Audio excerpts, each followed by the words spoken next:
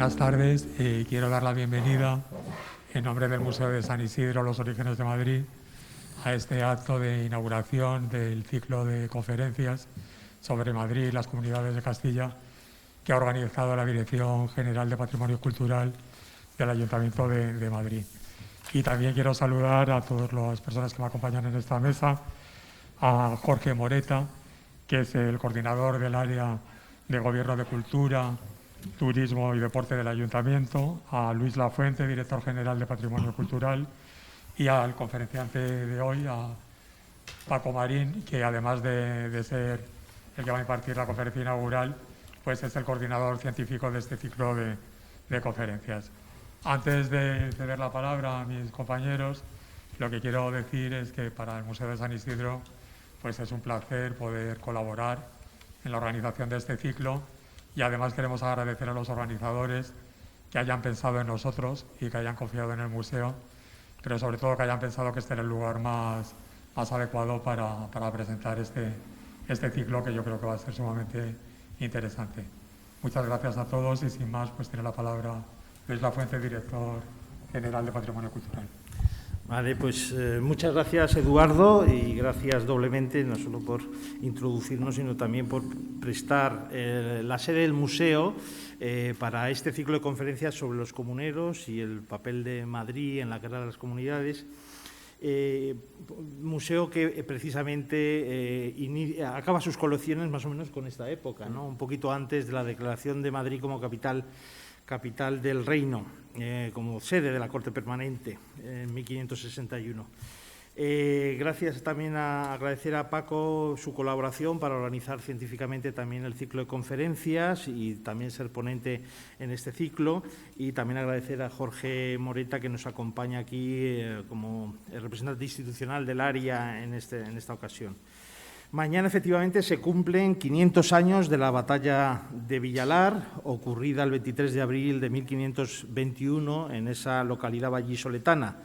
Si bien la guerra de los comuneros o de las comunidades de Castilla o levantamiento de los comuneros se produce un poco antes, ¿no? Desde 1520, cuando bueno, pues, se empiezan a alzar las ciudades castellanas contra esa convocatoria de Cortes del Reino, primero en Santiago, fallida, y luego en La Coruña, y en donde se decide no cumplir los servicios encomendados, pedidos por el rey y aprobados en Cortes, ¿no? Y se prolongará hasta 1522 con el perdón real, con excepciones, que bueno, la cuestión es bastante curiosa, la decisión del rey de perdonar a todos menos a unos cuantos que no tienen perdón, ¿no? Y bueno, pues precisamente sí hemos elegido este hecho de la batalla de Villalar, 23 de abril de 1521, porque, pues bien, las fuerzas perdedoras fueron los comuneros en aquella ocasión, pero desde luego se conservó el espíritu que motivó su lucha, ¿no? Y eso ha llegado a nuestros días, ¿no? Entonces entendemos que es una fecha, un día significativo. Con motivo de esta conmemoración, la Dirección General de Patrimonio Cultural del Ayuntamiento de Madrid ha organizado este ciclo de conferencias Madrid y las comunidades de Castilla 1521-2021, que hoy inauguramos. La intención es poner en valor el papel desempeñado por la Villa de Madrid, entonces un enclave pequeño en la revolución de las comunidades de Castilla, sin olvidar que esta derrota de los comuneros en la batalla de Villalar supuso un punto de inflexión para todas las aspiraciones de todas las ciudades castellanas, pero también fue determinante en el devenir histórico de Madrid, por cuanto supuso el triunfo del poder regio sobre las ciudades, entre ellas Madrid, que estaba llamada a ser, pocas décadas después, capital del reino. La revolución de las comunidades de Castilla es uno de los hechos históricos más apasionantes de la historia moderna de España, que, sin embargo, durante casi 300 años ha pasado algo desapercibida, quizás intencionadamente denominada una mera revuelta, pero es algo más, y eso es lo que vamos a analizar en este ciclo. El romanticismo decimonónico ya lo elevó a la categoría de hecho histórico singular y símbolo de la lucha de un pueblo por su libertad.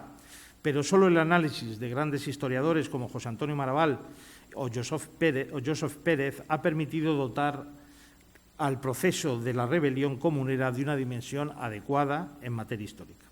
La revolución supuso el levantamiento de las ciudades frente a un monarca que demandaba dinero para sus aspiraciones imperiales, que sustituyó en el gobierno del reino a la legítima soberana, su madre, doña Juana I, y que dejó en manos de extranjeros los principales cargos públicos. Así, este hecho histórico destacado puso en jaque al emperador Carlos V y, pese a la derrota de los comuneros, sí que obligó al monarca a cambiar el modo de entender la corona de Castilla.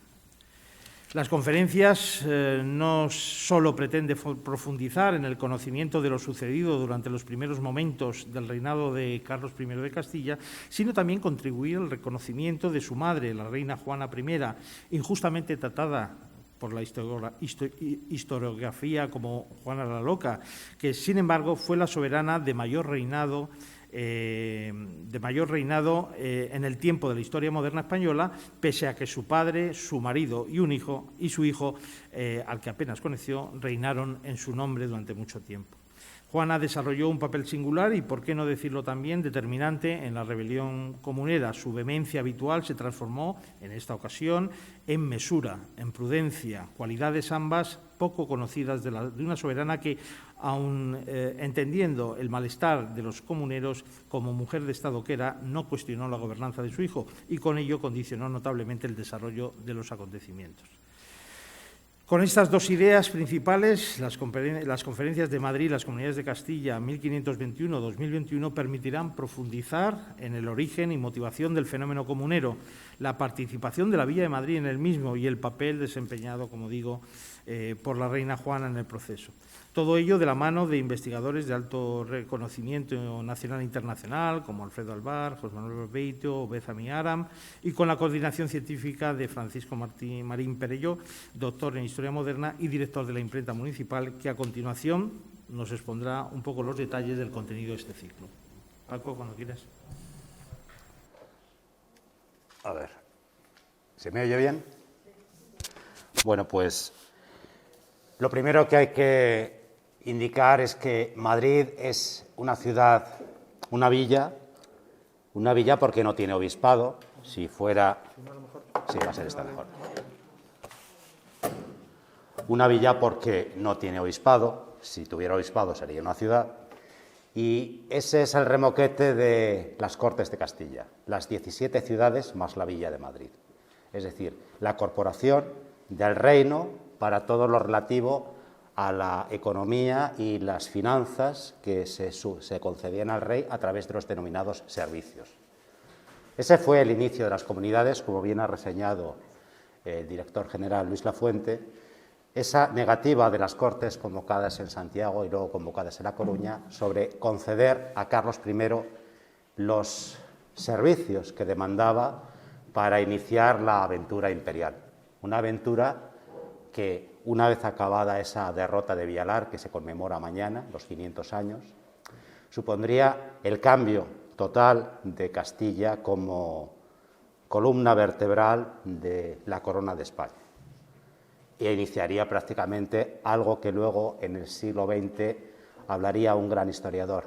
Castilla construyó España y España destruyó a Castilla.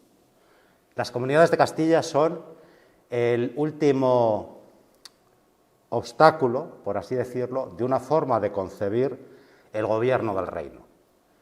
Y en esa forma de concebir el gobierno del reino, que se refrendaría después en las Cortes de Toledo de 1538, en el que Carlos I volvió a ejercer su autoridad y las Cortes de Toledo se plegaron absolutamente a los designios de la corona, del emperador, implica un cambio de paradigma a la hora de concebir esa historia inicial de España a lo largo del siglo XVI.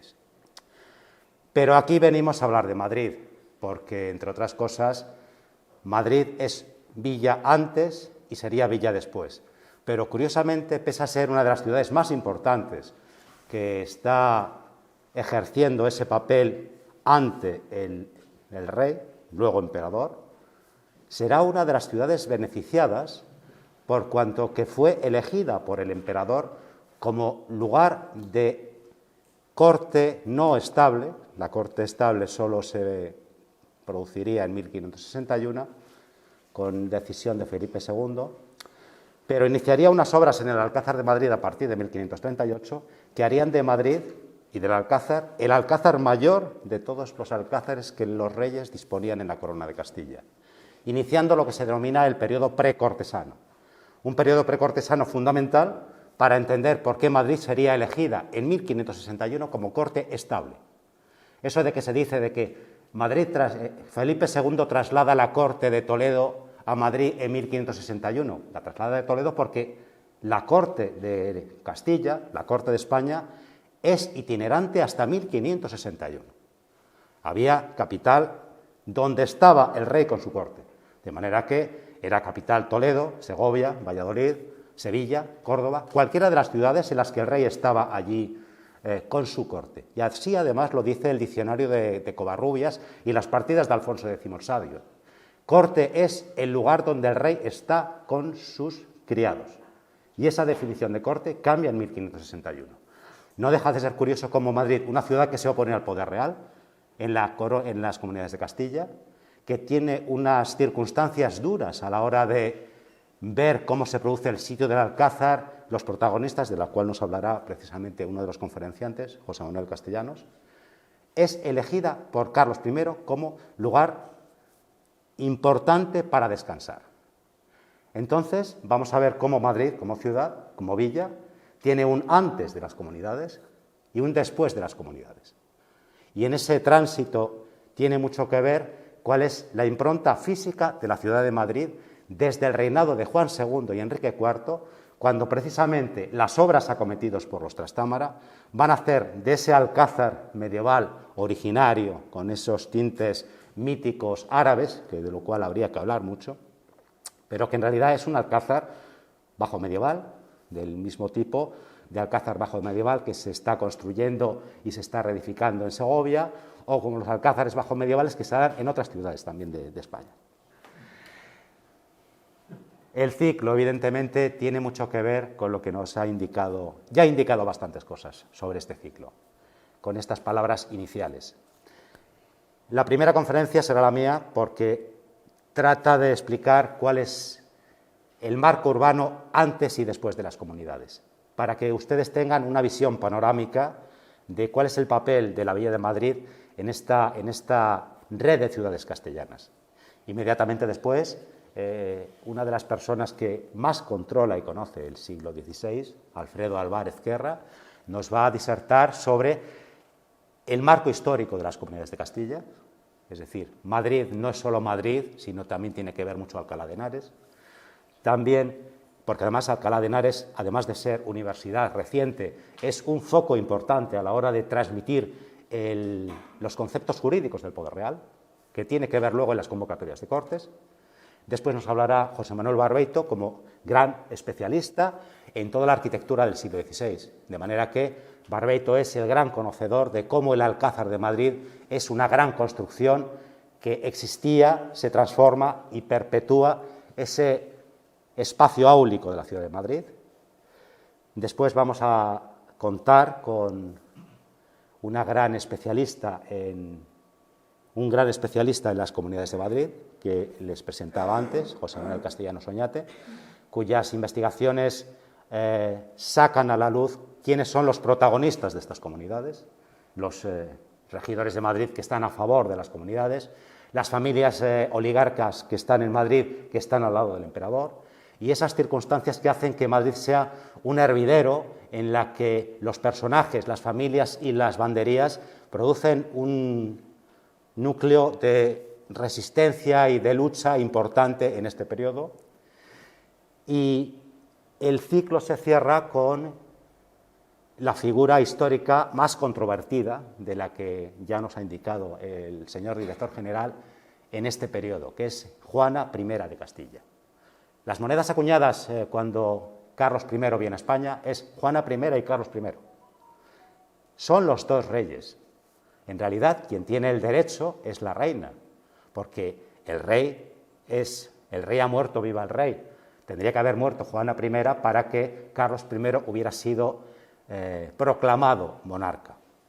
Las circunstancias de la biografía de Juana I, primero dominada por su marido, a la muerte de su marido, encerrada por su padre, después de muerto su padre, encerrada por su hijo, con la eficiente colaboración del marqués de Denia, hacen que Juana sea la legítima heredera para los comuneros, pero, como nos ha indicado Luis Lafuente, se comporta con una exquisita mesura a la hora de evitar una legitimidad de los comuneros contra su hijo. Con eso creo que se cierra un ciclo muy armado, en el que no se toca todo lo que se debería tocar, pero por lo menos los palos importantes. De manera que les dejo con Jorge Moreta, nuestro coordinador general del área de Gobierno de Cultura, Turismo y Deporte, para que inaugure de una forma solemne este ciclo de conferencias. Muchas gracias.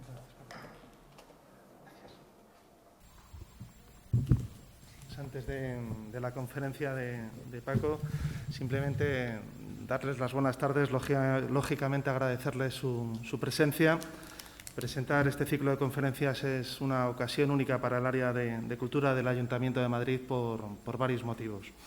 Primero, por poder contar con las principales autoridades de la historia moderna de España, y también para profundizar en el conocimiento de un hecho histórico singular y no plenamente conocido, como han destacado quienes me han precedido en el uso de la palabra.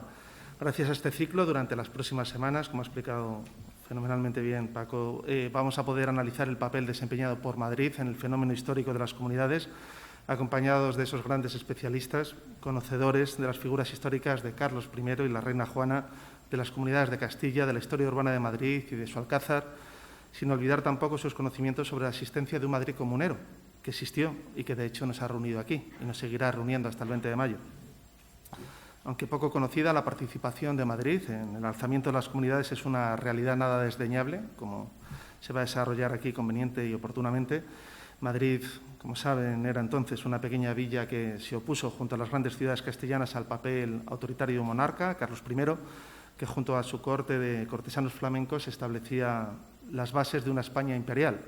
La derrota en la batalla de Villalar supuso ese punto de inflexión para las aspiraciones de las tropas comuneras, con ese triunfo de las fuerzas imperiales por el poder de las armas, marcando el ocaso de la autonomía de las ciudades castellanas. Pero la batalla fue también un punto de inflexión para la ciudad de Madrid, marcando el destino de esta villa castellana, de apenas unos miles de habitantes, llamada a ser la capital del país como consecuencia del establecimiento de la corte pocos años después.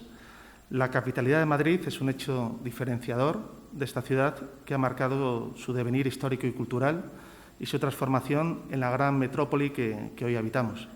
La ciudad que nos ha acogido a tantos, como es mi caso, un castellano-leonés en Madrid o un madrileño de Castilla, porque esta ciudad, afortunadamente, te da mucho sin obligarte a renunciar a nada. El análisis del fenómeno comunero trascenderá en estas conferencias la interpretación canónica de la revuelta de las comunidades como un hecho protagonizado en exclusividad por las grandes ciudades de Valladolid, Toledo o Burgos.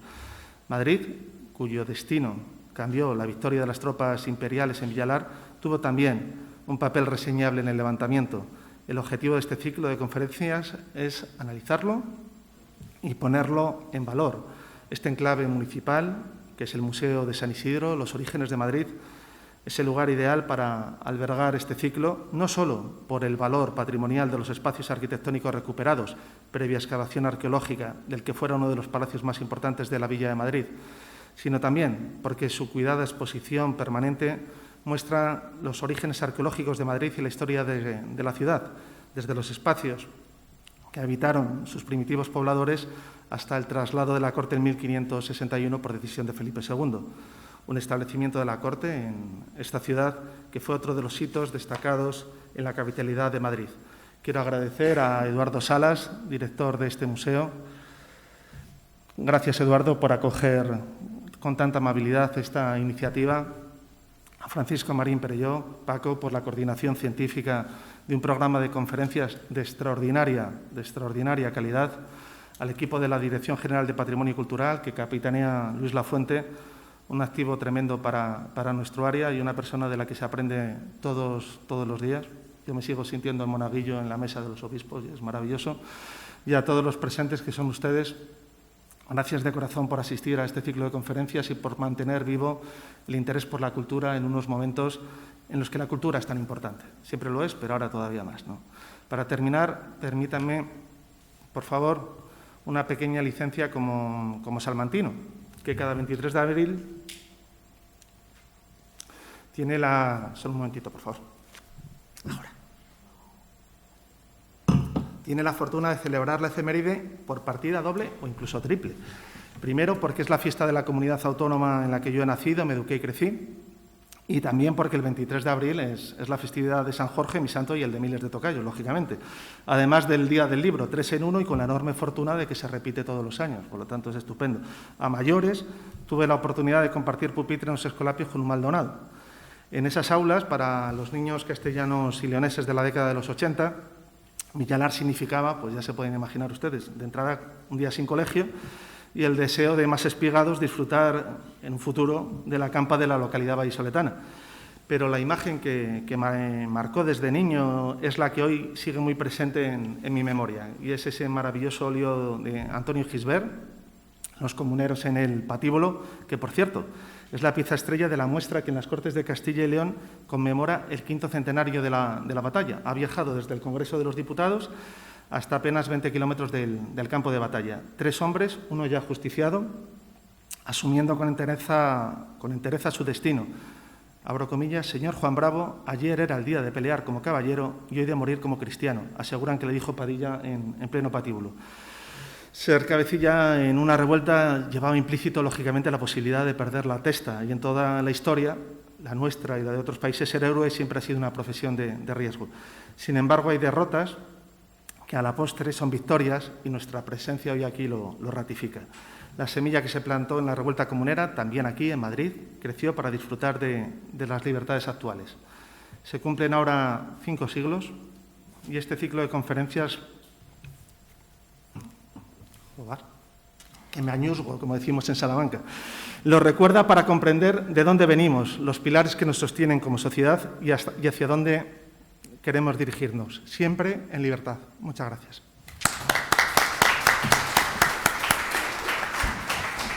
Y ahora sí damos la palabra a Paco Marín para que nos ilustre sobre la primera conferencia de este ciclo.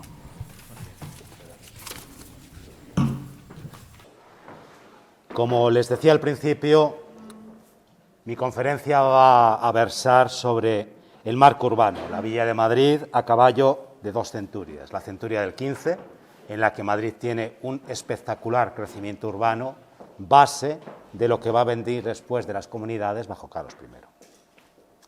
La imagen que tenemos detrás es una imagen que en este ciclo se va a repetir hasta la saciedad, porque no es otra que la vista del Alcázar de Madrid, grabada en silografía por el artífice holandés Jan Cornelis Vermeulen, y que se conserva en el Metropolitan Museum de Nueva York.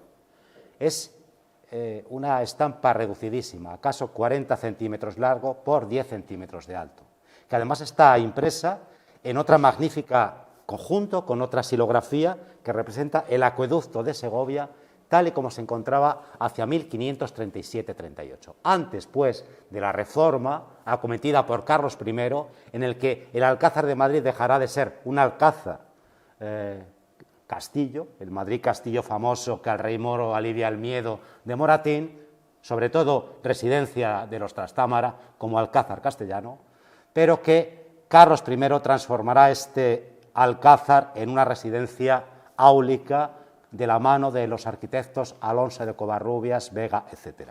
De manera que esta imagen es sorprendente por cuanto que vemos el alcázar tal y como debía estar en los momentos en que se producen las comunidades de Castilla. Como vamos a seguir, repetiremos, etcétera, ya habrá momento para ver cómo este alcázar identificaremos todos estos elementos. Pero claro, el problema de Madrid es que, por mucho que queramos, no tiene cartografía. Es muy difícil poder reconstruir ese marco urbano de Madrid, porque el primer plano de Madrid es de 1623, lo tenemos aquí, debido a la mano, al trazado, al proyecto de un modenés, Antonio Mancelli, que le presenta al ayuntamiento para crear un plano de Madrid del cual la ciudad carecía. conocido como la Vía de Madrid, corte de los reyes católicos de España. No son los reyes católicos Isabel y Fernando. Los reyes católicos es un título honorífico que tienen todos los reyes de España desde que Alejandro VI se lo concede a Isabel I y Fernando V. Católico es universal. De manera que los reyes de España son los reyes universales. De la misma forma que los reyes de Francia son los reyes cristianísimos. Cada rey se pone, en función de su contacto con la Santa Sede, el apelativo que más le conviene. Si se paga bien, no hay ningún problema, como la entrega de la Rosa de Oro. Pero bueno, estas son bromas aparte. De manera que este plano de 1623 no nos sirve para saber cuál es ese marco urbano de Madrid. Tenemos que hacer un proceso de reconstitución para saber dónde estamos y dónde nos movemos. Porque, claro, Madrid es una ciudad tardía en el sentido que no es una ciudad importante hasta el siglo XVI e incluso el siglo XVII. Este magnífico plano que se conserva en el Palacio de la Signoría en Venecia es de 1500 y es un gran plano mural en el que se representa la ciudad, una de las ciudades más importantes de todo el Mediterráneo, Venecia. Ahí además con todos los elementos del poder de Venecia, todas las islas, la advocación a Neptuno como rey del mar, el dios del mar, protector de la ciudad, junto a San Marcos, que lo vemos por ahí arriba. Pero claro, este es un gran plano mural que prácticamente tiene varios metros cuadrados. Y si nos pusiéramos en la cartografía europea, veríamos que existen muchos planos en los que sí se puede reconocer cuál es ese marco urbano de la ciudad.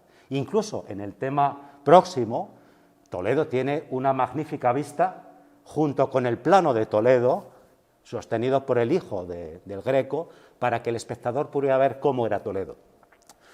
Si vemos cuáles son las grandes compilaciones de cartografía del siglo XVI, el Civitates Orbes Terrarum, en 6 volúmenes, editado en Flandes, Madrid no tiene plano de ciudad. De manera que tenemos que iniciar otras vistas y otras vías para poder saber exactamente cómo estaba la ciudad por entonces. Y tenemos que recurrir a los clásicos madrileños, como en este caso un planito incorporado en la obra de José Antonio Álvarez y Baena, Compendio Histórico de la Coronada Villa de Madrid, Corte de la Monarquía de España, de 1786, en el que plasma por primera vez cuáles son esos límites urbanos de la ciudad. Esos límites que ya reconoce que había una ciudad islámica, una ciudad cristiana, una ampliación bajo Felipe II, no tenemos todavía la cerca del Arrabal. ¿Se me oye bien? De manera que este sería un punto de partida. Y un punto de partida que los distintos historiadores y los que han hecho la historia urbana de la ciudad van a ir completando a partir de nuevas investigaciones. Evidentemente, una de las deudas que los historiadores de esta ciudad tienen es con un funcionario municipal que trabajó en el ayuntamiento, Fernando Urgorri Casado, quien hizo un magnífico artículo en la revista de la Biblioteca, Archivos y Museos del Ayuntamiento en 1954, nunca me acuerdo, en el que hablaba del ensanche de Madrid en época de Enrique IV y Juan II, la urbanización de las Cavas.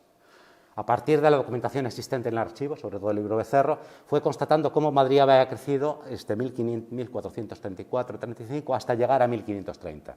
De manera que las aportaciones de Fernando Urgorri son la base prácticamente de todo lo que es la transformación de cómo Madrid va creciendo a lo largo de estas 2 centurias. Evidentemente también hay una deuda con otro de los grandes historiadores de Madrid, no de Madrid, en realidad Jaime Olivera Sin era un arabista, y en el libro Historia del Hombre de Madrid en 1959 hablaba de cuál era el origen de la ciudad de Madrid del nombre Madrid a partir de los canals o viajes de agua, pero que plantea una serie de reconstituciones y de espacios urbanos de cuál era el origen de la ciudad, que luego vendrán mucho más tarde. Evidentemente, la obra capital para saber cuáles son los distintos recintos es la obra de Miguel Molina Campuzano, Planos de Madrid de los siglos XVII y XVIII, en el que plasma ya por primera vez todo lo que son los distintos recintos de crecimiento, el primer recinto, segundo recinto, la cerca del Arrabal, la primera cerca de Felipe II de 1565, la segunda de 1590, hasta la ampliación de la ciudad con la cerca de Felipe IV de 1625. Y seguiríamos con los trabajos realizados por Javier Ortega para el libro La forma de la Vía de Madrid, en el que se hacía ese análisis de la cartografía a través de los métodos de reconstitución. Pilar fundamental, desgraciadamente fallecido a una edad temprana para su vida, es Manuel Montero Vallejo, uno de los grandes historiadores medievales de Madrid, que en su libro El Madrid medieval hace una serie de amplísimos estudios sobre todo lo que son los recintos intermedios, el Alcazaba, la Medina, la Medinilla, el crecimiento en época cristiana y esa ampliación que se hace precisamente en época bajo medieval, bajo Juan I, Juan II y Enrique IV. Desde el punto de vista de la arqueología, las aportaciones de los grandes arqueólogos a partir de Luis Caballero con las excavaciones acometidas en un solar de propiedad municipal en la Cuesta de la Vega son los que plantean por primera vez otro tipo de intervenciones o cómo interpretar a través de la arqueología los distintos recintos existentes en la ciudad con el aporte correspondiente de las distintas hipótesis de trabajo que se acometen prácticamente desde 1980 hasta la actualidad. Tenemos entre los asistentes Esther Andreu, ilustre arqueóloga, que seguro que de esto sabe muchísimo más y podrá rebatirnos algunas de las cosas que yo diga, por cuanto que ella misma, cuando estuvo al frente de la excavación arqueológica de la Plaza de Oriente, hubo argumentos a favor y en contra de saber cómo era este cerramiento superior de la ciudad, con el alcázar, sin alcázar, etc. Pero bueno, habrá tiempo para ello. Y evidentemente también mis trabajos, planteados en el Madrid Atlas Histórico de la Ciudad, dirigido por Virgilio Pinto y Santos Madrazo en 2001, y que pues lo que hacíamos era hacer un epítome de cuál era toda la situación de los estudios relacionados con el crecimiento de la ciudad y cómo eso se plantea en el plano para que nosotros podamos ver cuál era esa ciudad de Madrid entre la antigüedad más remota y el siglo XVIII. Pero ya metidos en faena, pues también hicimos una serie de trabajos con el Atlas Histórico de las ciudades ibéricas, en el que planteábamos los distintos recintos de crecimiento en época anterior, el crecimiento bajo medieval o el crecimiento posterior a 1535, 1530. También planteado en el Atlas Histórico de la Ciudad de Madrid, 2001, pero interesa que nos quedemos aquí, porque este sería esa impronta de la ciudad en los reinados de Juan II y Enrique IV. Básicamente, todo lo que conocemos de la ciudad, tengamos un recinto islámico unido al Alcázar o no lo tengamos, esta es la villa medieval por excelencia, la que está contenida dentro de los muros medievales. Y además, dentro es la villa, fuera es otra cosa. Desde el punto de vista jurídico, lo que importa es lo que está contenido dentro de los límites físicos de la ciudad, a las cuales se accede por las 4 puertas importantes que tenía este recinto: la puerta de Moros, puerta cerrada, puerta de Guadalajara y puerta de Bernadú. No vamos a entrar si está unido al Alcázar o no está unido al Alcázar, sobre recintos intermedios, porque lo que nos interesa es destacar que desde época de Alfonso XI y Pedro I, en la zona norte de la ciudad existía un alcázar, que hay una tradición histórica de que ese alcázar tiene una fundación islámica. Lo más probable es que se trate de otro tipo de construcción y no tenga ese origen islámico. Pero lo que es cierto es que se constata que es un alcázar ampliado en época de Alfonso XI y desde el momento del reinado de Pedro I y todos los monarcas trastámara se utiliza como un alcázar residencial, que nunca pierde esa finalidad defensiva. Defensiva para la ciudad y ofensiva en algunas ocasiones para la ciudad. ¿Por qué viene al caso esto? Porque si nos damos cuenta, todos los espacios que están entre la ciudad propiamente dicha, la ciudad islámica, por así decirlo, y la ciudad cristiana, hay un gran espacio vacío en medio que se denomina el Campo del Rey. Espacio en el que luego se construirá la plaza de Palacio, la plaza del Alcázar, cuando hablemos de las transformaciones urbanísticas de los siglos XVI y XVII. Pero este gran espacio vacío será objeto de los enfrentamientos de las comunidades, pero también otro tipo de enfrentamientos, porque Madrid no es una ciudad tranquila en las guerras civiles de Enrique IV y los partidarios de Isabel I, o los levantamientos acometidos en 1445 bajo el reinado de Juan II de Castilla. Es decir, que el Alcázar ya fue objeto en otras ocasiones de distintos enfrentamientos bélicos o militares. Decía antes que esta estructura urbana de Madrid, contenida dentro de los recintos, de este primer recinto amurallado y segundo recinto amurallado, partimos de la base de que toda la reconstitución se hace a partir de la cartografía histórica. Solamente podemos hacerlo a partir de la cartografía fiable del siglo XVIII, de la Planimetría General de Madrid, que vamos hacia atrás quitando elementos uno a uno. Pero lo cierto es que esto tiene que estar siempre en constante revisión, porque en algunos momentos concretos este espacio debería de haberse creado como una gran plaza, o los accesos de las calles son calles transformadas ya en época del siglo XVI y del siglo XVII, que son muy distintas al trazado urbano medieval propiamente dicho, en el que las calles no tienen esta regularidad tan aparente. Decíamos, pues, que el Alcázar se transforma sustancialmente bajo Juan II. Juan II es el que construye la Sala Rica y la Capilla Real, edificando una gran parte de la crujía central de lo que luego será el Alcázar, como Capilla Real, con una bóveda de mocárabes, y la Sala Real, que estaba al norte, como gran residencia del rey.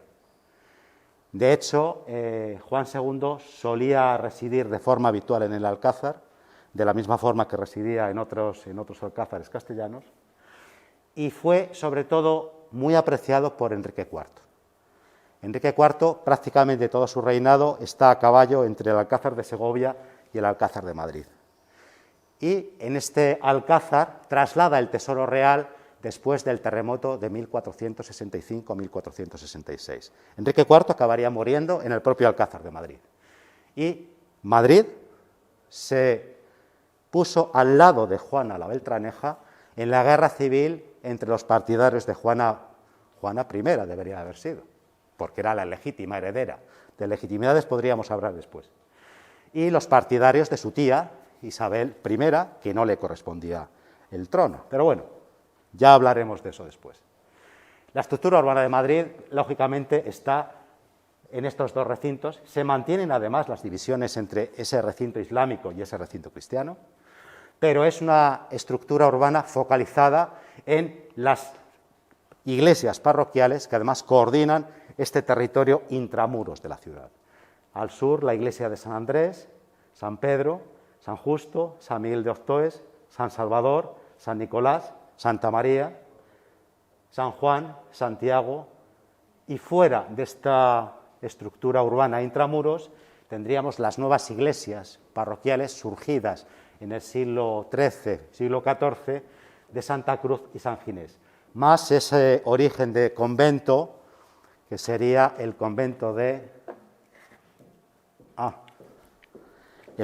San Martín, que lo tenemos aquí, que también era una abadía de dominicos, de benedictinos. A eso además había varios hospitales, un hospital de la Paz o de la Caridad, el Hospital de los Caballeros de San Ginés, algunos conventos importantes surgidos después de la batalla de las Navas de Tolosa que se construyen extramuros, como el monasterio de Santo Domingo el Real al norte, desaparecido después de 1868, o el gran convento de San Francisco, en el que el mito de la ciudad habla que fue fundado por el propio San Francisco de Asís en una peregrinación de Madrid. Bueno, esas cosas hay que tomárselas con cautela, porque los mitos suelen ser muy útiles a la hora de traer a santos de un sitio a otro. El que sí estuvo fue Santo Domingo. Santo Domingo visitó, fundó el convento primero de dominicos y luego posteriormente hubo que hacerlo de dominicas porque los dominicos y los franciscanos no se llevan muy bien, de manera que era mejor dar una cobertura como convento de dominicas para que sirviera de lugar de acogida a las hijas de los regidores y los oligarcas de Madrid. Con lo cual, lo que vemos es una ciudad muy apretada, dentro y fuera, en el que la importancia del mercado, primero concedido en la plaza de San Salvador por un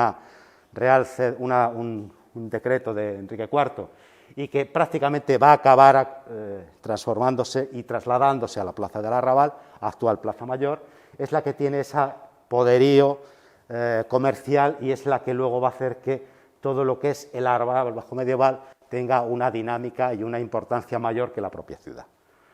También hay algunas pequeñas ermitas en las inmediaciones, la ermita de San Millán, en lo que en la actualidad sería la plaza de la Cebada, desaparecida después en 1868, el Hospital de San Lázaro, situado en la cuesta de la Vega, llamado de San Lázaro porque en realidad es el Hospital de los Leprosos, desaparecería con la reforma de hospitales de Felipe II de 1580, y algunos caminos que ya estaban fuera, es decir, aquí estamos cerca de la ciudad, pero si nos colocáramos en el territorio habría que ver que por ahí está el río Manzanares, y todos estos caminos que tenemos en nuestras inmediaciones son en realidad la comunicación directa de Madrid con todas las ciudades de las inmediaciones. El camino de Atocha y Vallecas, la avenida de la Albufera y la avenida de la ciudad de Barcelona no es otra cosa que el camino de Valencia. Es decir, si se sigue por ahí llegaríamos a Valencia. El camino del norte, las calles actuales de Fuencarral y Hortaleza, es el camino de la Sierra. El camino de la Sierra a Somosierra, mientras que el camino de la M30 en dirección norte, la avenida del Marqués de Urquijo, M30 Nacional 6, es el camino de la Sierra hacia Ávila y Segovia. Y al sur, lo que es la calle de Toledo, no es otra cosa que el camino real de Toledo, que conducía hasta Toledo a través del puente de Toledo. Es decir, que las caminerías, la red de caminos, lo que hace es situar a Madrid en su entorno. Pero ese entorno, además, tenemos que tener en cuenta que si se habla de Madrid como villa y que es una ciudad con voto en Cortes, es que Madrid tiene un territorio bajo su jurisdicción. Es la villa y tierra de Madrid. Y la villa y tierra de Madrid, además de tener los exmos, que son la forma de gobernar para la hacienda de su territorio inmediato, tiene competencias sobre todo lo que sería una corona metropolitana que llegaría desde Fuencarral, Hortaleza, Vicálvaro, Leganés, Fuenlabrada, Parla, etc. Con esto, pues, si damos el salto a lo que ocurre después de 1535, esta sería una situación de cómo la ciudad ha crecido después de las comunidades de Castilla. Lo que vemos es que han aparecido más conventos, se ha estructurado el territorio interior, se ha densificado la trama urbana, se han concedido nuevos espacios y Madrid revienta esta cerca del Arrabal, que ya estaba implicada como límite físico de la ciudad en el reinado de Enrique IV. Esta cerca del Arrabal, de la cual se tiene constancia de que debía ser un muro de tierra o piedra que tenía algunas entradas de las cuales se conocen los nombres: la Puerta de Toledo, la Puerta de Atocha, la Puerta del Sol, el Postigo, la Puerta de la de San Luis, perdón, el Postigo de San Martín y la Puerta de Santo Domingo. Dará lugar a que luego, porque las puertas van tomando la denominación de los caminos próximos, dará lugar al conocimiento de espacios urbanos como la actual Puerta del Sol, que además, según la tradición, la Puerta del Sol es uno de los lugares que se pinta el sol en época de las guerras de las comunidades. Eso también es bastante discutible, pero bueno, está dentro de esos mitos que se hablan de la historia de la ciudad. La Puerta del Sol es anterior a la batalla de las comunidades y la guerra de las comunidades. Y esta cerca del Arrabal tenía una finalidad de limitar, desde época de Juan II, de Enrique IV, cuál es el espacio urbano, pero también tiene una finalidad defensiva. La propia cerca estaba dotada de una cava que rodeaba ese perímetro exterior, precisamente para evitar circunstancias militares ofensivas para la ciudad, de la misma forma que la propia muralla del segundo recinto cristiano tenía su cava además, que tenía que estar mantenida por un derecho del Concejo de Madrid que se denominaba velas y cava, es decir, cada cierto tiempo el concejo tocaba arrebato para que los madrileños acudieran a los que les correspondían para vaciar de tierra la cava y siguiera siendo realmente una cava para la protección de la propia muralla. De manera que tendríamos cava prácticamente en todas las inmediaciones de esta muralla cristiana del siglo XII, pero también tendríamos cava en todo el exterior de esta cerca del arrabal construida en los reinados de Juan II y Enrique IV. Y de hecho, un reconocimiento de censos de Madrid de propiedad del monasterio de Santo Domingo el Real, conservada en la Biblioteca Nacional de España, nos habla de la cava de la Puerta del Sol, de la cava de las cavas viejas, la cava alta y la cava baja, que es, perdón, la cava aquí, cava baja y cava alta, cava de San Miguel, cava de los Toros, cava de los Tintes y cava de la Puerta del Sol. Es decir, que hay una constancia física de que existía esa cava. Y en la ubicación de las distintas parcelas, precisamente se puede determinar que esa cava daría lugar después a los trazados perimetrales de las vías que se trazan en su entorno. La cava de la Puerta del Sol, en realidad, es la calle de Carretas y calle del Carmen. Y una vez que la cava desaparece la cerca del arrabal, acabaría convertirse como vía pública una vez que se lotifican los terrenos.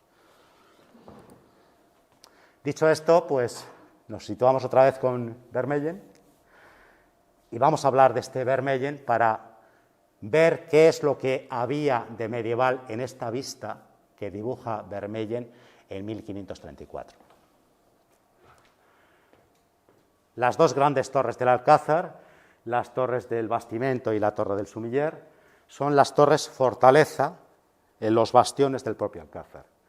Detrás, esta cúpula correspondería con la cubrición de la Capilla Real, reedificada y transformada sustancialmente en época de Juan II, y que ocupa el eje de lo que luego sería el Alcázar de los Austrias. Los Austrias, cuando Carlos I acomete esa transformación, mantiene la Capilla Real, porque en la Capilla Real es la tradición de la Capilla Real del Alcázar. Cuando hablamos de Alcázar, ¿cuántos alcázares tienen los reyes de Castilla? Pues tienen este Alcázar, tienen el Alcázar de Toledo, tienen el Alcázar de Ávila. Ávila tenía su alcázar en lo que sería hoy la Plaza de San Vicente. El Banco de España de Ávila se edifica en el antiguo Alcázar de Ávila, que fue un cuartel de ingenieros. Existen los alcázares de las ciudades andaluzas. La Alhambra es el Alcázar del Rey, el Alcázar de Sevilla, el Alcázar de Segovia. Es decir, que todas las ciudades con voto en Cortes y las grandes ciudades tenían residencias reales que se denominaban como tal alcázares. El Alcázar de Madrid, según los estudios de José Manuel Barbeito, era posiblemente el alcázar más grande de todos cuantos existían en la corona de Castilla. Vamos a seguir.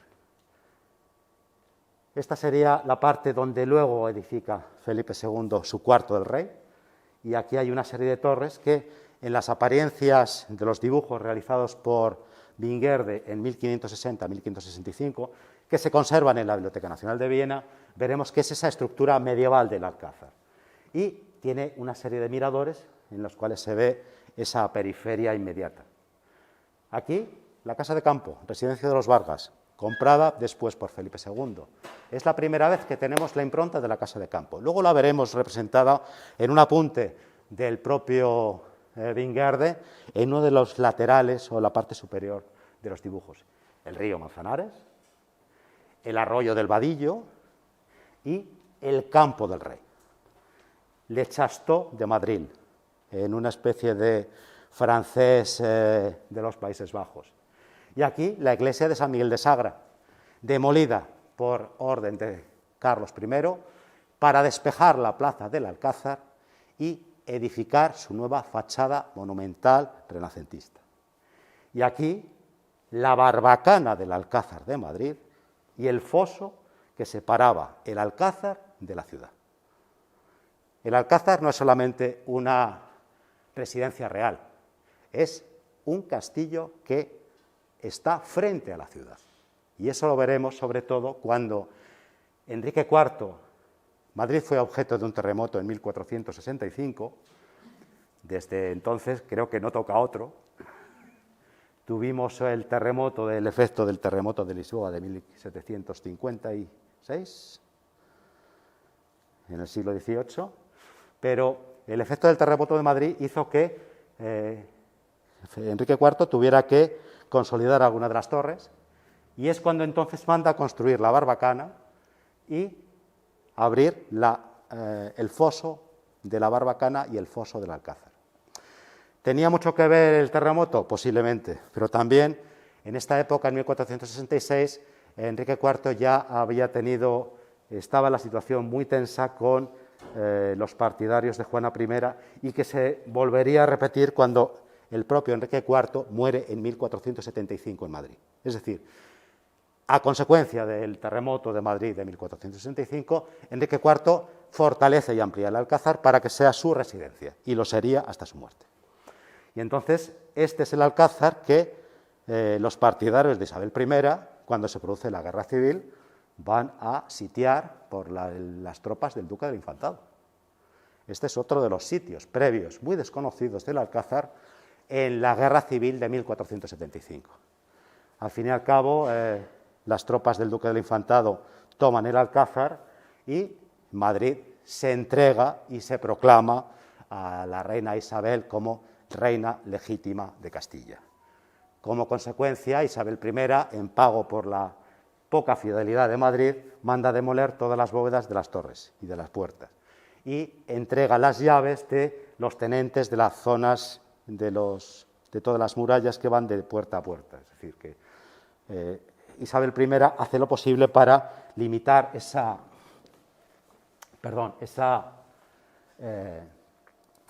finalidad defensiva de la ciudad. Hablábamos también de conventos, de los conventos fundados en el siglo XV, siglo XVI, y esta pues tiene su importancia porque ya después del reinado de Isabel I, en 1506, se erige en Madrid el monasterio de San Jerónimo, trasladándose de una fundación hecha por Enrique IV en el Vado, en Santa María del Paso, en el río Manzanares. De manera que los jerónimos, que es una orden muy vinculada a la Corona de Castilla, se traslada a Madrid por iniciativa de los jerónimos, porque dicen que el lugar es insano, seguramente había paludismo, y se establecen en lo que sería ese prado de Madrid, objeto, por otra parte, de todo el expediente de la UNESCO, y este sería el origen de ese prado de Madrid, con ese dibujo de Binguerde, en el que ve como si él estuviera desde la actual carrera de San Jerónimo y dibujara esa mole del convento jerónimo en 1565. El convento se había edificado el inicio en 1504, y veríamos esta portada antigua.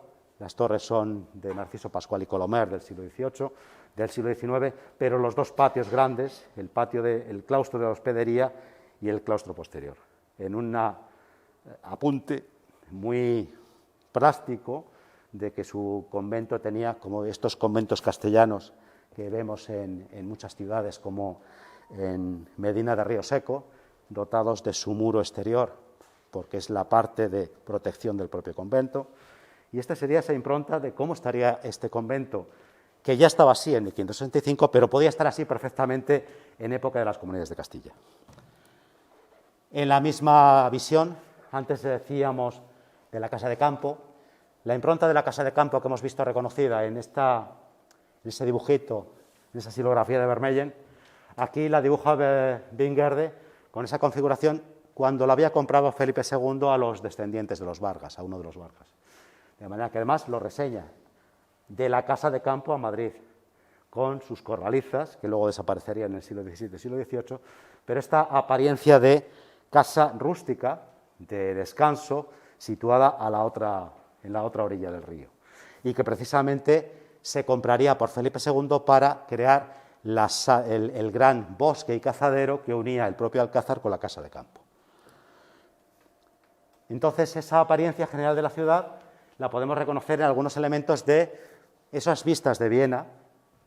Esta en concreto es una vista poco conocida, de ella dio noticia el propio José Manuel Castellanos con la consulta de los ejemplares digitalizados del Códice de Viena, y entonces aquí veríamos una vista curiosa de la calle Mayor, en su momento calle de Platerías, con la iglesia parroquial de San Salvador, la Torre de los Lujanes, la Plaza del Concejo y este gran palacio que debería ser el Palacio de Benito Jiménez de Cisneros, con la muralla exterior, y aquí veríamos esta casa de los Pajes del Rey, que todavía no eran casa de los Pajes del Rey, y que era una residencia de una importante familia de la oligarquía madrileña.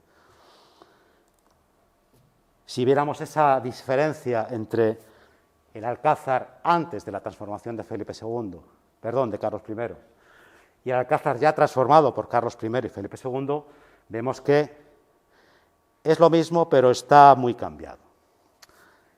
Las moles de las torres medievales se mantienen porque tienen una impronta fundamental a la hora de la estructura del propio Alcázar. De hecho, lo que hace Carlos I es, disculpen ustedes por la calidad de la diapositiva porque no es la más idónea, aquí hace una gran portada monumental de 3 alturas trazada por el arquitecto Alonso de Covarrubias.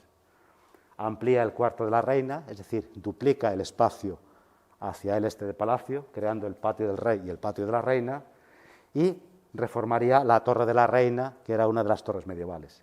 Y ya en época de Felipe II acomete la torre dorada, la residencia del rey, es decir, el cuarto del rey dentro del Alcázar, donde el rey tenía su biblioteca y sus espacios particulares.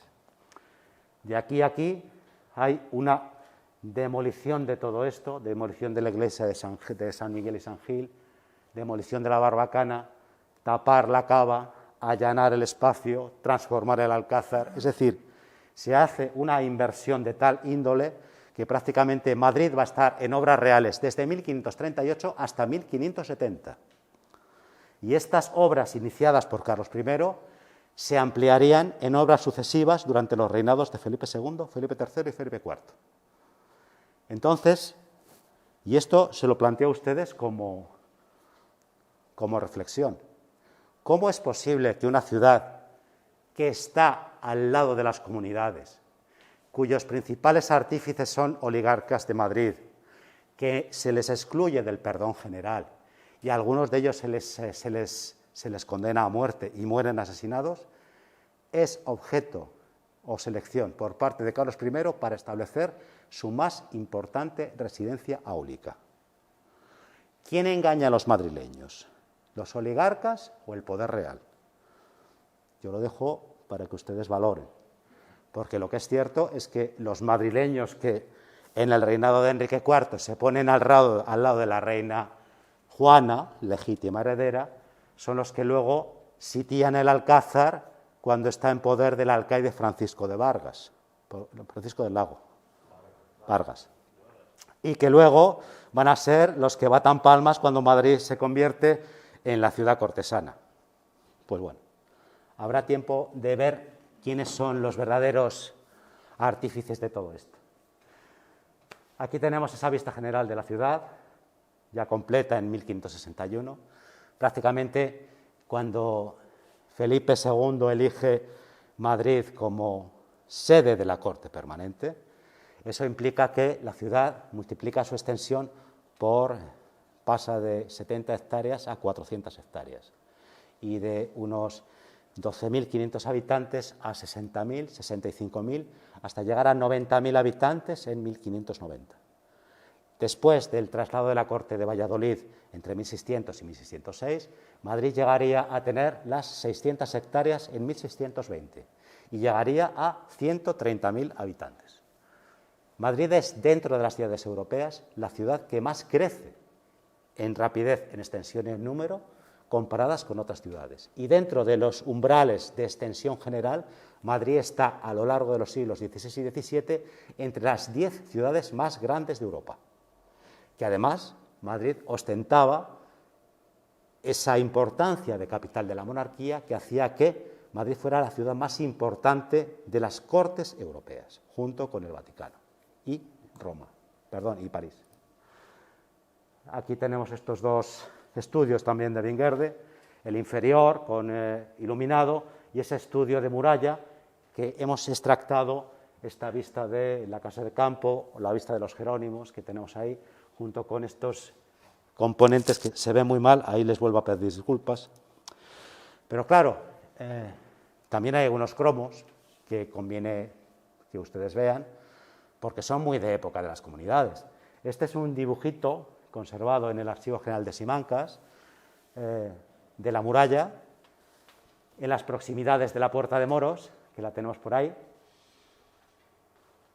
con las casas palaciegas de los Laso de Castilla y la iglesia parroquial de San Andrés, lugar donde está y donde se encuentra el cuerpo de San Isidro, es decir, y el museo, que es este de aquí, y además lo dice, la puerta principal de las casas de doña Catalina de Luján. Puerta de la iglesia, la puerta de los pies de la iglesia, la torre, la puerta principal de la casa de Pero Laso de la Vega a la iglesia, es decir, que aquí residieron los reyes católicos, porque los reyes católicos cuando venían a Madrid podían residir en el Alcázar o residir en la casa que les apeteciera. Y las casas de Pedro Laso de Castilla, que luego serían adquiridas por el duque del Infantado, eran usadas de forma regular por parte de los reyes cuando venían a Madrid. Y este es un planito por parte levantado por la justicia ordinaria, porque este señor, que tiene una concesión de la villa porque, como era un miembro de la oligarquía, pidió el espacio para hacerse su corral y entonces se lo quedó. Y cuando pasó el tiempo, pues dijo la villa que cómo es que se había quedado con el corral, que eso era público y de la villa. Se inicia un pleito, se inicia en Madrid, se tienen que levantar los planos y acaba en la Chancillería de Valladolid, de manera que tenemos, estas son las declaraciones de quién vivía en cada sitio y cuáles eran los títulos de propiedad, más o menos. Además, aquí hay ciertas cosas que son interesantes. El plano es de 1511.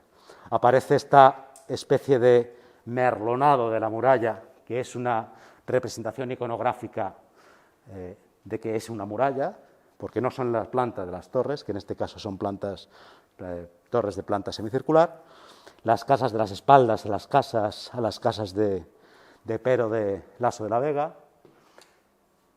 cementerio. Los cementerios son la vía pública y de hecho todas las iglesias parroquiales tenían sus cementerios en las inmediaciones de la iglesia.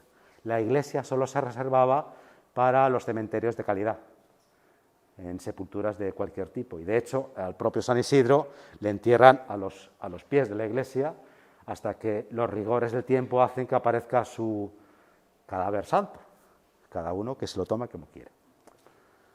Pero claro, aquí tendríamos la otra parte, es decir, la villa dice, ojo, no, que esto es así, que este corral no es de Pero Laso de Castilla, y aquí entonces llegan a un acuerdo que se sancionaría en un expediente que se conserva en el archivo de Villa de Madrid, en el que al final quien se lleva las de ganar es Pero Laso, y lo que hace Pero Laso es trazar esta serie de casas pegadas a la muralla por la parte interior, que además se encarga de reconocer como casa de Arévalo que asiente, que consiente, casa de Pero Laso, casa de Pero Laso, casa de Pero Laso, corral de Pero Laso. Si tuviéramos más planitos de estos, podríamos seguir en adelante en progresar en el conocimiento de la ciudad, pero bueno, siempre por lo menos tenemos esta constancia de que gran parte de esa estructura urbana de Madrid era así, que también lo veremos en otros dibujitos de mayor interés. En este caso es posterior a la época de las comunidades, y este también es conocido. Y esto, que tiene la pinta de ser la piel de un cordero, es la piel de un cordero. Y aquí lo que aparece es otro pleito entre dos propietarios que discrepaban sobre la posesión de unos jardines. Pero claro, esos jardines resulta que esta es la iglesia de Santa María, esta es la casa de los Voz Mediano, actual Palacio de los Consejos, y esta es el Arco de Santa María. Y aquí tenemos representada la muralla islámica de la ciudad, con sus torres de planta cuadrada, con la estructura física de las casas de los madrileños de estas inmediaciones. En la parte interior, dentro de ese primer recinto amurallado, tenemos casas de importancia notable, similares a las de este museo. Patios con columnas, a la alcarreña, en dos plantas, rodeada de distintas dependencias y accesos principales para los criados y corralizas. Esta es una, esta es otra y esta es otra. En la parte exterior, la parte comercial, prácticamente casas con soportales en las que tenemos una o dos plantas y que combinan prácticamente lo que es tienda y residencia. En la parte inferior tienda y en la parte de arriba residencia. Prácticamente en extensión 120 metros cuadrados repartidos en dos plantas, con una pequeña escalera para subir y bajar. Pero esta apariencia, ves que son casas cortadas que van pegadas a la muralla y que las vamos a tener exactamente igual en todos los trazados de muralla que se están densificando en esta época. La ventaja de este plano, que nos da además una impronta de cuál sería esa puerta islámica de Santa María, que se le representa de forma abatida, de forma convencional. ¿Y qué es lo que nos dice este plano?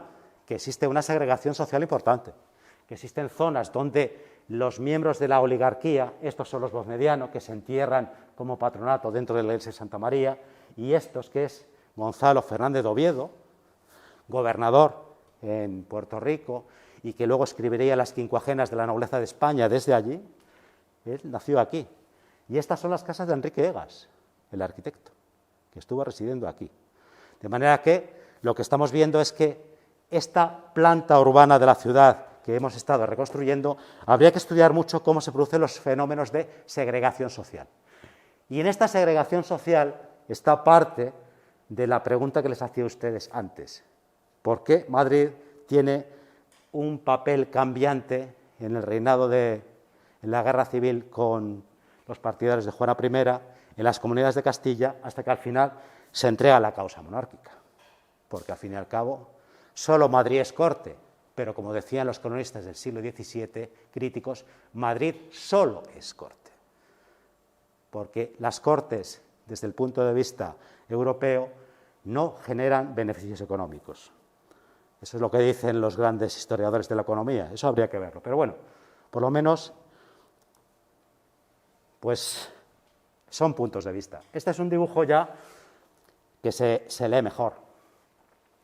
De manera que lo que he hecho ha sido quitar las manchas, dibujarlo para que se vea realmente esa estructura de palacios, gran palacio, gran palacio, gran palacio, gran palacio, y esa estructura de casa-tienda, casa-tienda, casa-tienda, casa-tienda.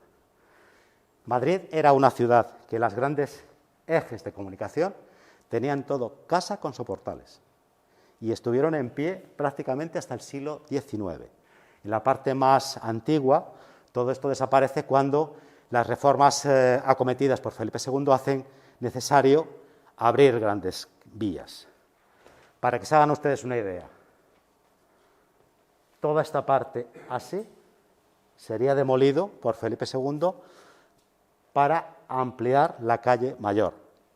Y en este espacio cuadrado se levanta en la actualidad el Palacio de Abrantes, que en teoría decimos es un palacio de finales del siglo XIX, cierto, pero es un palacio de fachada, porque si yo me voy al Palacio de Abrantes actual y me voy a los sótanos de la parte derecha, en todo el testero tienen el lienzo de la muralla islámica. De manera que todo lo que se puede mantener y no se hunde, pues se mantiene en la edificación. Con esto veríamos entonces que esa reforma urbana acometida en época de Felipe II, Felipe III, aquí este es un trabajo que hicimos Javier Ortega en el libro Forma de la Villa de Madrid, tendríamos la traza de la ciudad en el siglo XVIII con la traza perdida que va desapareciendo desde el siglo XVII.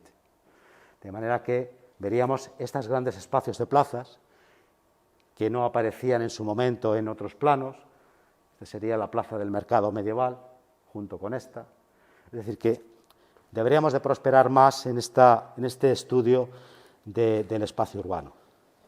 O esta parte más próxima, porque cuando hablamos de las reformas de Carlos I, que empiezan en el Alcázar, no hay que olvidar que las obras de transformación del Alcázar realizadas más adelante bajo Felipe II ampliarían toda el área de influencia con la Armería Real, la Regalada, la Casa de los Pajes del Rey, la creación de grandes ejes, la transformación de palacios ya en el siglo XVII por parte de la nobleza española. Esta parte que decíamos aquí, del Palacio de Abrantes, aquí estaría la muralla islámica y aquí estaría la puerta de Santa María, y veríamos todo lo que desaparece cuando Felipe II decide ampliar esta calle. Porque claro, tenemos que tener en cuenta que la corte exige de espacios áulicos de representación, pero es que las calles necesitan también de una amplitud correspondiente para el tráfico rodado, y las calles medievales de la ciudad se van transformando de forma paulatina prácticamente a lo largo de 150 años. Con esto veríamos estas lotificaciones que se acometen prácticamente desde 1530. Estas serían lotificaciones de cómo los terrenos que están situados en las inmediaciones de la ciudad, eras, campos de trigo, se parcelan y se van entregando por parte de los dueños de los terrenos por intervención municipal. De manera que, con todo esto, este es uno de tantos de los cientos de grandes proyectos que tendrían que ver en esa transformación urbana. Y, por último, sería esa visión de la Plaza Mayor, Plaza del Arrabal, una vez que Felipe II decide demoler las denominadas Casas de la Manzana. Es decir, para hacernos una idea de dónde estamos, aquí sería la Casa de la Panadería. Esta sería la calle de Atocha y esta sería la calle de Toledo. Y esta es una plaza de crecimiento extramuros en el que el crecimiento natural de la ciudad está en los caminos. Una plaza tendida, habría plaza prácticamente desde la calle Mayor hasta el actual Ministerio de Asuntos Exteriores, que estaría aquí, y que es la que, cuando llega en época de Felipe III, la plaza se escuadra para crear la Plaza Mayor. Pero esto sería una aproximación a cómo sería esa plaza del Arrabal en época próxima a los inicios del siglo XVI.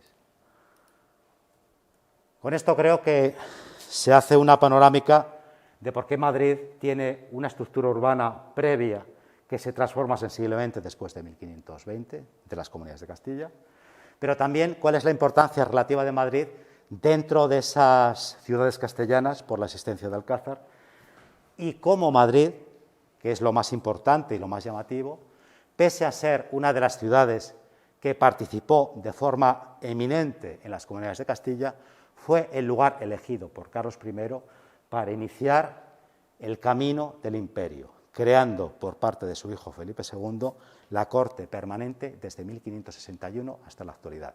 Muchas gracias.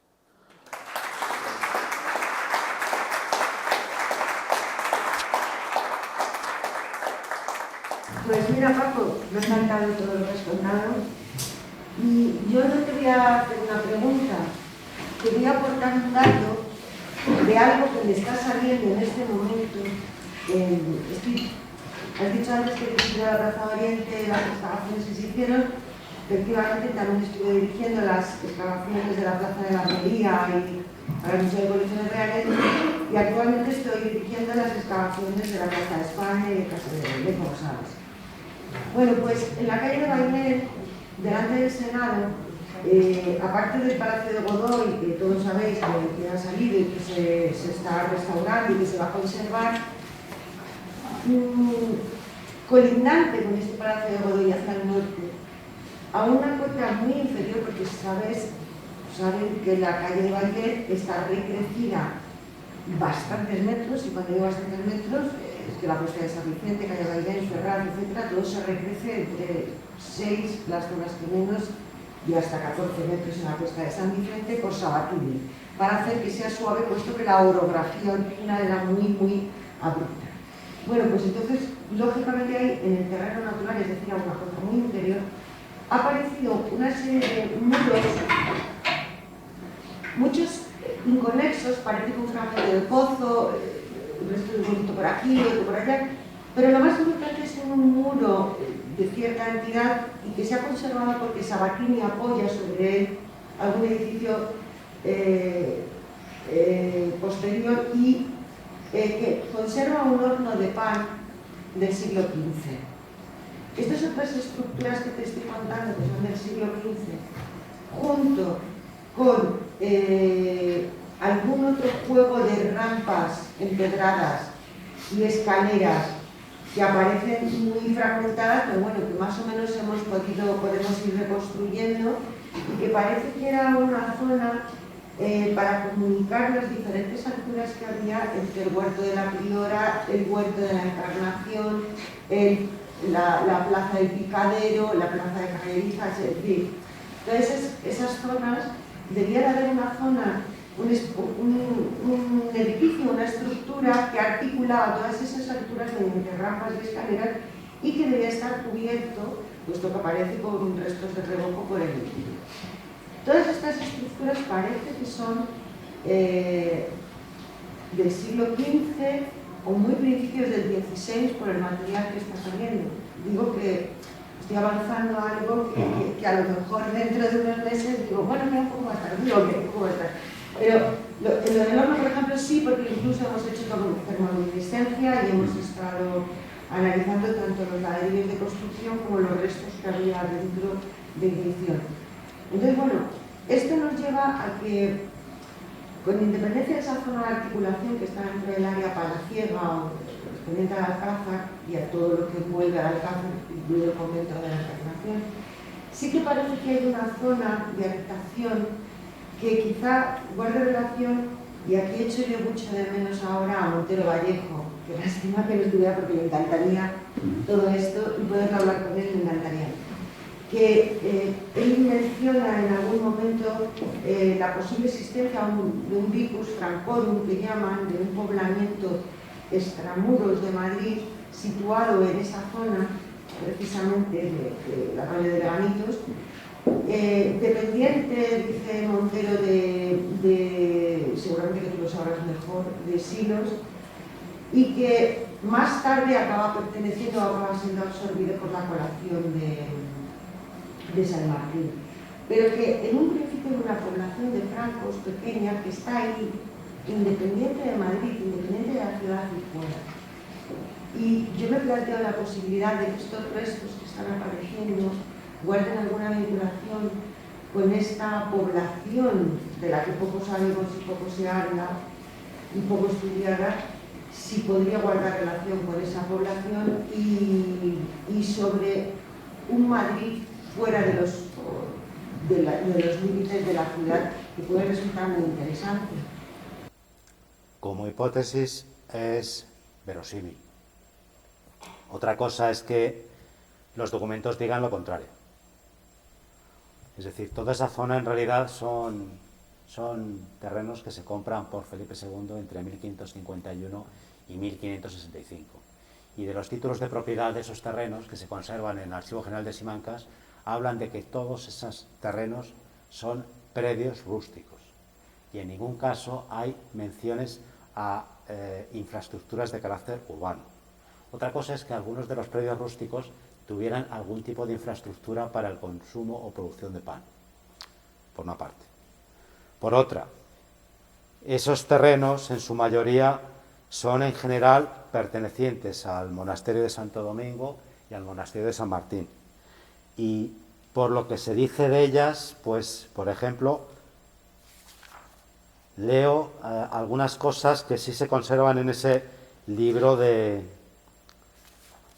Becerro o libro de propiedades de Santo Domingo. Por ejemplo, ítem apeamos una huerta que dicen la huerta de Torija, que es frontero del Alcázar de Madrid, en la subida que suben desde el vado del estanque a la mano izquierda, donde están varios bancos de huertas, eras y muchos árboles, que la tiene ascenso del monasterio de los clérigos de la villa y los herederos de García Leonero. Como esta referencia, en el libro Becerro de las propiedades de Santo Domingo, se pueden enumerar todos los terrenos que luego se compran por Felipe II. Y no hay mención a una existencia, un posible vicus. Lo que no quiere decir es que haya algún tipo de casilla donde se está produciendo grano. De hecho, todo lo que es las inmediaciones al norte del Alcázar, como has reseñado bien, se hizo una importantísima obra ya en época de Felipe II, es decir, todo lo que es la calle de Bailén en realidad es el arroyo del Arenal, que baja prácticamente entre 6, 8, 10 metros hasta coger la cota de lo que es el Campo del Moro. Luego eso posteriormente se recrece en época de Sabatini y se vuelve a compartimentar con la construcción de las caballerizas, que desaparecen precisamente en 1931 y dan lugar a los actuales jardines de Sabatini. Pues hay que seguir investigando. Hay una constatación arqueológica que puede resultar de interés y hay que cotejarlo con las fuentes históricas que, afortunadamente conservadas, nos dicen que esa zona era una zona de predio rústico. Y más importante, por otra parte, relacionado con lo que es el Campo del Moro. El Campo del Moro, que son las tierras de Sagra y Alvega, a partir de 1500, y están ocupadas prácticamente y explotadas desde época medieval, es una zona que aprovecha todos los cauces de agua que vienen de San Ginés y que atraviesan la ciudad, y se establecen varias pozas. La más importante era la Poza del Estanque, situada en las tierras de Sagra, y que irrigaba las denominadas huertas de Quiñones. Es decir, había un sistema para que el estanque de Sagra regara las 7 suertes, que había 7 grandes suertes, y cada propietario lo regaba una vez a la semana. Son la suerte del lunes, la suerte del martes, porque había un sistema de riego compartimentado. Eso se constata precisamente en las 50-60 escrituras que se conservan en el Archivo General de Simancas y que aparecen en parte en el propio plano de Teixeira, porque Teixeira, cuando dibuja el Campo del Moro, está representando la estructura de caminos. El Campo del Moro nunca tuvo ajardinamiento hasta el siglo XIX. Y entonces la impronta que nos proporciona Teixeira es una impronta de cuál era el terreno rústico que compra Felipe II, y muy similar a esa vista general que Weingerde está dibujando, con un molino, con unos caminos, etcétera, etcétera. Pero hay que seguir, porque si no se prospera en el conocimiento, nos quedamos anclados en el pasado. ¿Alguna pregunta más? Pues muchas gracias por abusar de su paciencia y les invito a que el próximo jueves puedan asistir a la conferencia de Alfredo Alvar, eminencia en el Madrid del siglo XVI y gran historiador, y que seguramente van a disfrutar mucho porque además Alfredo tiene mucha retranca a la hora de contar algunos asuntos. Muchas gracias.